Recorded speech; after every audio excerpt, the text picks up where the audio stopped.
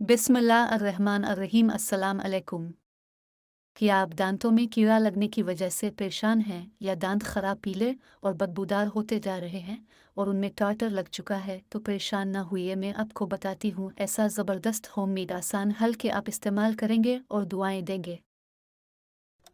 खजूरें तो सभी घरों में पाई जाती हैं, लेकिन क्या आप जानते हैं कि खजूर के साथ साथ खजूर की गठली के भी अनगिनत फ़ायदे हैं? जी हाँ, एक कीमती नुस्खा आज मैं आपको बताती हूँ। अगर आपके घर में खजूरों की पुरानी नई या कोई सी भी गठलाहें पड़ी हैं, तो उन सब को इकट्ठा कर लें। उन्हें धो के अच्छी तरह साफ करें और खुश्क कर लें। फिर इन गठलूहे को एक गर्म पैन में हल्का सा गर्म करें और उसके बाद उनको ठंडा करके बारीक पीस कर उनका पाउडर बना लें। इस पाउडर को एक बार अच्छी तरह छान लें ताकि इसमें कोई ज़र्रा बाकी ना रह जाए और बाकी बचा हुआ पाउडर बिल्कुल साफ सुथरा और बारीक पिसा हुआ हो। इस पाउडर को किसी एयरटाइट जार में महफूज कर लें।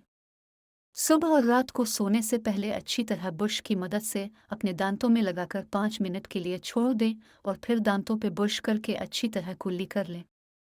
हर रोज़ के इस्तेमाल से अब दिन बदन खुद फ़र्क महसूस करेंगे कि आपके दांत साफ होते जा रहे हैं और उनमें लगा हुआ कीड़ा भी ख़त्म होता जा रहा है। दांत चमकदार हो गए हैं और सांस भी बदबू से पाक हो चुकी है। ये नुस्खा इंतहाई कीमती और कदीमी है।